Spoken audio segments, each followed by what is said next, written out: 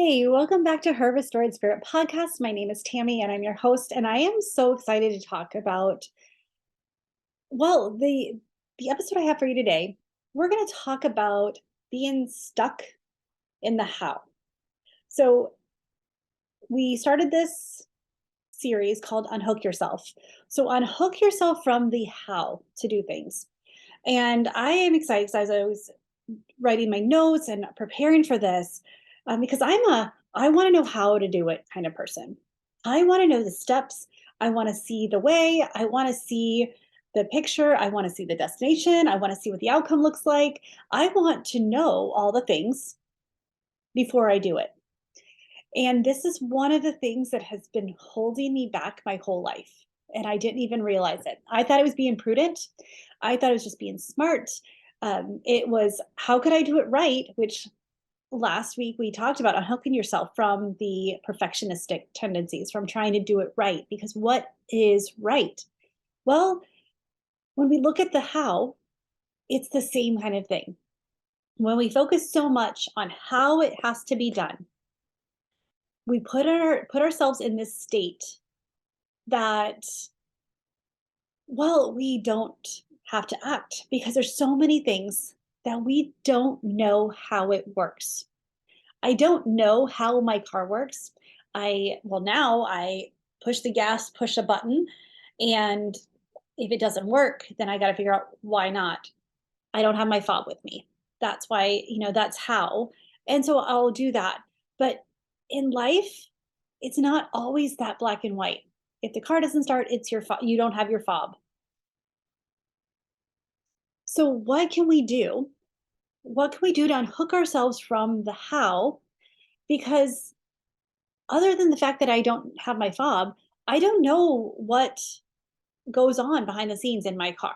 I don't know about the engine, and I know the basics about the oil and all, I know and that has to have gas. But I don't focus on, okay, I'm going to push this button, I'm going to push in the gas, and I'm going to start the car, and the cylinder is going to do this, and the gaskets are going to do that. And I don't focus on the how it works. I just focus on the fact that I know that it does. And when it doesn't, I troubleshoot. How many times in life do you want to know before you actually understand, before you start a project, before you start growing? I want to know all of the how before I start doing anything. I want to know how it works. And my son and I were having this conversation about this because he was working on a research paper. And one of the things that he's like, well, I want to know all the steps. I was like, okay, well, what's the purpose of the research paper? He's like, well, I don't know. I was like, well, what's your thesis? Well, I haven't decided it yet. And so I was like, well, where do you start? He's like, well, that's it. I don't know how to start if I don't know where I'm going. It's like, okay, so now we have somewhere to get. Now we have a focus. We'd like to know what we're heading towards. That in life, a lot of times that's what we can know. What is the intention? And so we step back and we looked at, okay, what is the intention of this research project? The intention was to show them how to, all these papers that they've been doing for the last year and a half. Now they've turned it into a new type, a research paper. It's going to be 10 pages in length, and to like how to bring in multiple forms of evidence, how to bring in multiple things and create a coherent thought, create a coherent paper. And so at that point, it's like, okay, so now we know the intention is to learn how to write the paper. So, and then we started, okay, what do you want to write the paper about? We started breaking it apart. But the more he focused on the how it needed to be done, he couldn't get the information to start.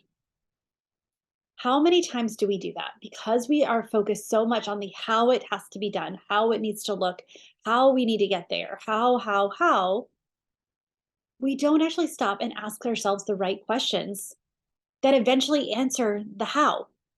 So I wanted to share some things that I've discovered that that things that by focusing on the how, these are the way that it keeps us stuck. These are the ways that it blocks us from forward movement.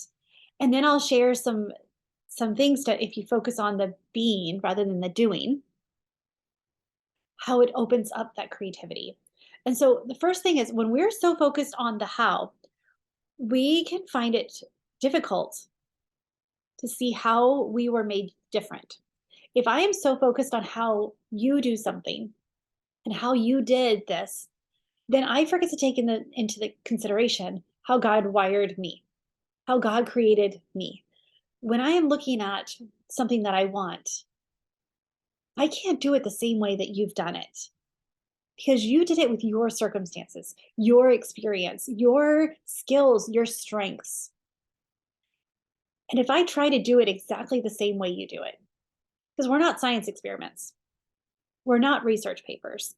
We are human beings that have different ways. We're creative beings.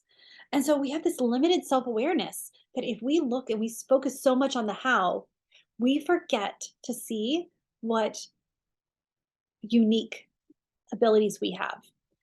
The also when we start focusing on this is how it has to be done, we start narrowing in on the possibilities and we limit our focus on that. And the thing is, the more I get into this idea of we create our thoughts, the more I recognize how God's created our brain and how He has planted in purposes and He has planted in desires. The other thing He does is He highlights things for us that He doesn't highlight for other people. He highlights things that point to our purpose, things that are aligned with our values, that aligned with our personalities, with our strengths, that will help us compensate for our weaknesses. He shows us those, and if we are so focused on the how, when we focus on just that one little area, we are missing the purview. We are missing the creativity. We are missing the maybe even the point of what he's trying to teach us. Another is like unmotivated and we're dissatisfied with the results. There are so many times that I will just, well, create in a recipe. If I focus on the step by step how to create this lasagna roll, exactly, but don't take into consideration the putting my own flavors into it. If maybe it's more bland, and I recognize that reading it, that it's more bland, but I actually did not take it like, look outside of the possibilities, and I stuck to the rules. I wasn't able to add any flavor that like, our family's flavor. A lot of times when we're so focused on the how, and step by step, and knowing the exact way, we don't have those creative like, again, that goes back to the creativity that we take away. We don't have that extra that makes us, and then the results are dissatisfying.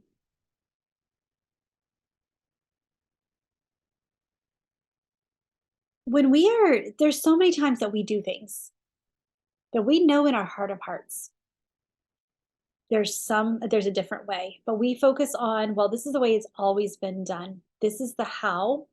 Then a lot of times we have difficulty making decisions. And with this, like, think about it. How many times do you have a gut feeling that it needs to be done a little different? The paper needs to be written with a different focus. The recipe needs to have a different flavor profile, or that creativity of, I mean, how many times I'm trying to think of some, I thought of this beforehand, but by changing something little, like think of a pie versus a pot pie. Like it is the same concept, but a completely different result. Well, if the person who created the chicken pot pie only was like, no, only sweets go into a pie, we would not grow and expand. And this is the kind of way that if we stop focusing on the how, we're able to get curious about different options. My daughter made a cheesecake. It was a marshmallow cheesecake. She used Rice Krispie treats, homemade Rice Krispie treats as the crust instead of like a graham cracker crust. If she would have focused solely on how a cheesecake should have been created, she would have that creativity, that difference, that it was really cool. It was really delicious. It was really sweet. So small bites. But she was able to come up with something different because she thought outside the box, because she didn't focus so much on following all of the rules. So when we unhook ourselves from the how, it opens up a wide range of possibilities. When we stop focusing on the how, we start to see things that are highlighted within us, things that we know to be true, even though we can't prove them just yet. This is a good way to try it out. Some of the reasons that we want to focus on the being, and you'll know if you follow me for, or if you've been listen to this, you'll notice that some of the things that we talk about here, some things we discuss, and some of the questions that I have are like, what is the intention? What is the desired outcome, and who do you want to be to get there? Because we don't know how things work out. But so let's talk about some of the things that happen when you focus on being who you need to be, and you unhook yourself from the how things need to be done, and you open your mind, you open your world to seeing that there's different possibilities. Is there's an increased self-awareness. So by shifting it away from just completing tasks and pulling in that relationship portion, trying to see, who do you need to be in order to accomplish this? Who do you need to be in order to be in and to have a good relationship with your child? Improve decision making, because there's so many times that we have an idea, and if we would have just listened to our gut, it would have gone a completely different way. When you take time to understand what your gut is saying. So when you're focused on who you are and you hone in the why your gut is telling you this, it enables you to see things from a different perspective. The strengthened relationships. When we put ourselves in this little box and we are so focused on this is the way it's always been done. When someone thinks differently than us, it's really hard for us to see their perspective. And I'm not saying that they're right. I'm not saying they're wrong. But a lot of times, two people can be very right in their own world and also very wrong when it came to the other's intentions. My kids argue all the time, and they're having an argument, and I'm like, okay, do you realize that you're both right and wrong in the situation because you're both coming at it with different intentions? If you match that intention versus the how this needs to be done, the interpretation, because the way we interpret things is different than the way others do. So release the how it needs to be done and ask them questions about, why? Why do you think about it this way? How did you come to that conclusion? Then it also it heightens the creativity. God is not a God of black and white. Today is when this airs, it's going to be the first day of spring. Spring is new life, new color. A vibrancy happens in spring that we're ready for. The drab, I mean, winter is beautiful. It's beautiful. The snow-capped mountains, the trees, the calmness, the still. It's also very dreary in a lot of places. Like here in Oklahoma, it is a kind of it's dark. It gets dark early. Spring comes and the creativity, like the colors pop. I don't know about you, but I get really excited about that.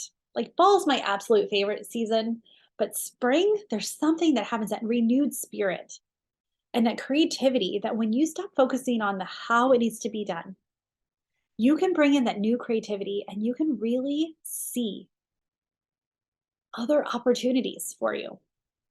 It makes you adaptable. When you stop focusing on the why, and you're allowing yourself to stretch, to grow, because and yes, it's uncomfortable. Growth does not happen in the comfort. Creativity does not happen in the comfort. It's when we stretch our minds and our possibilities. And so when we unhook ourselves from the how, it gives us such a bigger picture to look at the the different ways, and shifting one thing can come with a completely different outcome that we didn't see.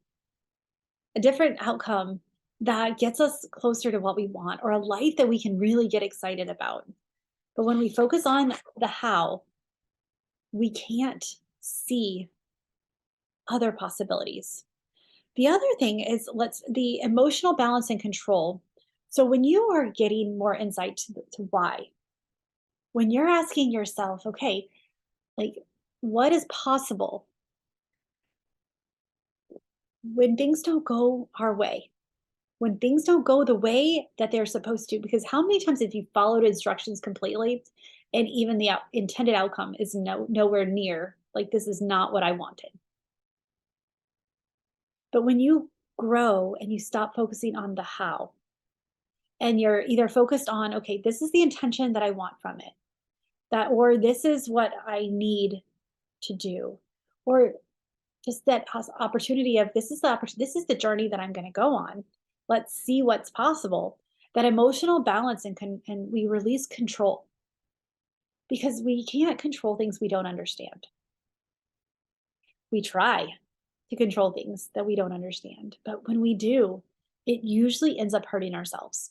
We I- how many times have we followed a GPS knowing that this is going to get us to the intended destination? And we're like, no, this is the way. This is the only way I know. This is the only way we can go, but there's a detour. If we focus on the how, we get stuck, we get panicked, we don't see that, oh wait, there's an arrow showing pointing us the direction we can go around. What if we discover something completely new in that process? The detours. Life is about detours. Life is about growing in situations and taking things as they come. The more Well, the older I get, the more I realize this. The more I realize that if I would have focused so much on the how, or if I would have stopped focusing on the how when I was younger, when I was and as an Enneagram one, I want to make sure I'm doing it right. But it goes back to that last week's of unhooking myself from the getting it right, because what does that even mean? So when we start looking and some questions you can ask yourself, what is my intention with this? What am I trying to gain? What am I trying to learn? Where do I really want to be? Is it really something that I need to know the how right now? Or can I start and figure it out? Everything is figure outable. There's a book. It's a pretty good book.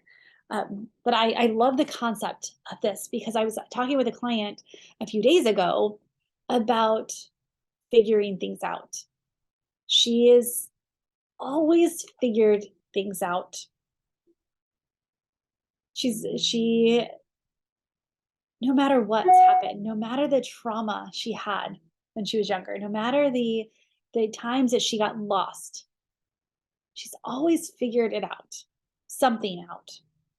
I was like, well, if you focus so much on the how instead of the figuring it out, where would you be? And she's like, well, I would have sat where I was and not gone anywhere, because this was the one way to like, I didn't know how to get past that. I didn't know how to get away from the abuser. I was a child. I didn't know how. Those things are they're so hard to deal with. But you figured it out. What if you trusted yourself to figure it out? And ask yourself this question, like, what have I not been able to figure out? I didn't get here. You didn't get here by accident. Everything you've come across, you've figured out how to work through it. Some healthy coping skills and some not so healthy, but you still figured out what you could do to get to the next step, to get out of the situation, to grow. And so that's what I want for you now. Ask yourself when you're stuck on the how, ask yourself the why, ask yourself the what. Ask yourself what you know to be true.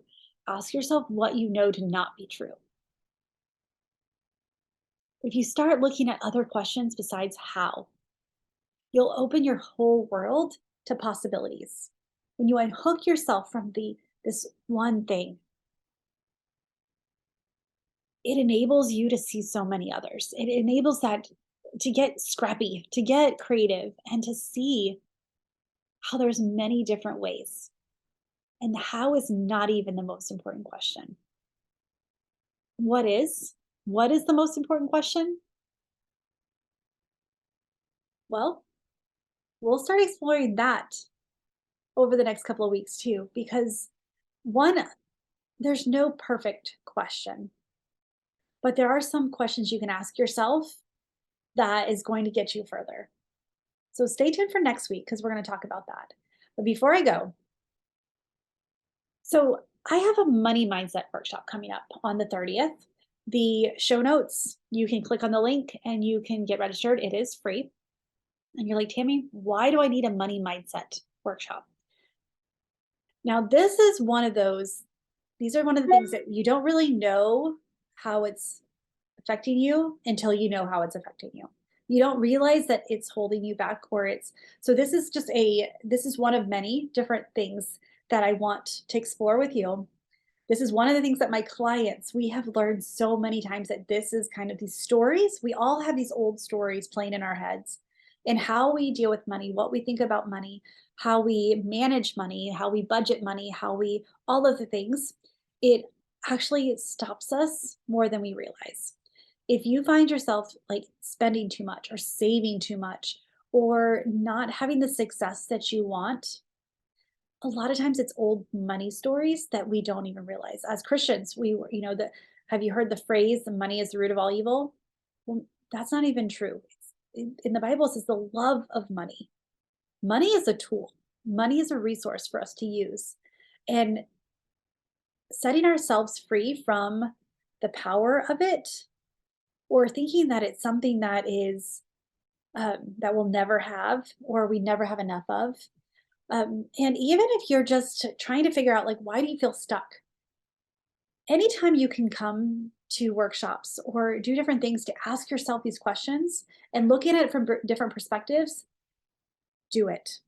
So, this is an opportunity. It's a free workshop. I will not do this workshop free again because I know the power of it. I also know that there's something that happens when you have buy-in.